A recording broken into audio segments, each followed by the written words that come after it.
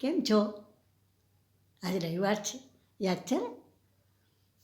આપણે રવિવારની પાઠશાળામાં ભણવાનું છે. આમ તો મમ્મી પપ્પા તમને સન્ડેના ભણવાનું કહે તો મજા ના આવે, પણ મારા વિડીયો જોજો. ભણવાનું. હા, એમ તો કોઈક દિવસ કવિતા વાર્તાઓ પણ સંભળાવું છું ને. હા, તમે સાંભળો છો. આજે ગઈ પાઠશાળામાં આપણે શું ભણેલા? ઇંગ્લિશ 12 મહિનાના નામ, 12 મંથ્સ, જનવરી ટુ ડિસેમ્બર. આજે ગુજરાતી 12 મહિનાઓના નામ. 12 મહિના. 12 મહિના પૂરા થાય ત્યારે 1 વર્ષ બને. જેમ 7 દિવસ પૂરા થાય 1 અઠવાડિયું બને, તેમ 4 અઠવાડિયા પૂરા થાય તો 1 મહિનો બને. અને 1 મહિનો એટલે 30 દિવસ. એવા 12 મહિના પૂરા થાય ત્યારે 1 વર્ષ થાય. તમે નવા ક્લાસમાં જાઓ એવું થાય ને. હા, એટલે આજે ગુજરાતી 12 મહિનાના નામ બોલીએ. હા, ગયા વખતે ઇંગ્લિશના યાદ કર્યા હશે. જાન્યુઆરી, ફેબ્રુઆરી, માર્ચ, એપ્રિલ, મે, જૂન, જુલાઈ, ઓગસ્ટ, સપ્ટેમ્બર, ઓક્ટોબર, નવેમ્બર ને ડિસેમ્બર.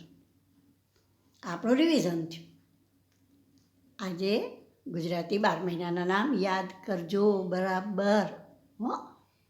ચાલો, ગુજરાતીમાં પહેલો મહિનો આવે કારતક.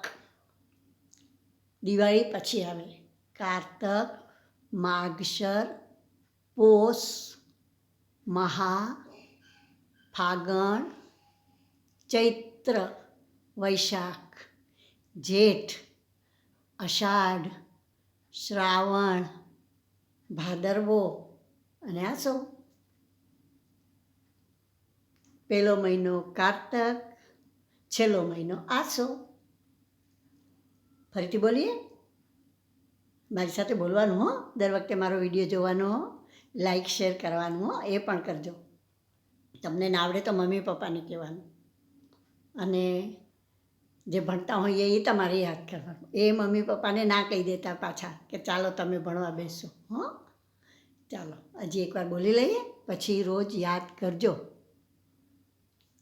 કારતક, માગશર, પોષ, મહા, ફાગણ, ચૈત્ર, વૈશાખ, જેઠ, અષાઢ, શ્રાવણ, ભાદરવો અને આસો.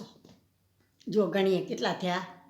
અહીંયાથી ગણીએ. કારતક, માગશર, પોષ, મહા, ફાગણ, ચૈત્ર, વૈશાખ, જેઠ, અષાઢ, શ્રાવણ, ભાદરવો અને આસો. 12 થયા ને. 5 ને 5 10 અને 2 12, એટલે 12 મહિના થયા. ગુજરાતી 12 મહિનાના નામ આજે આપણે પાઠશાળામાં ભણ્યા. તમારે યાદ રાખવાનું છે. ચાલો.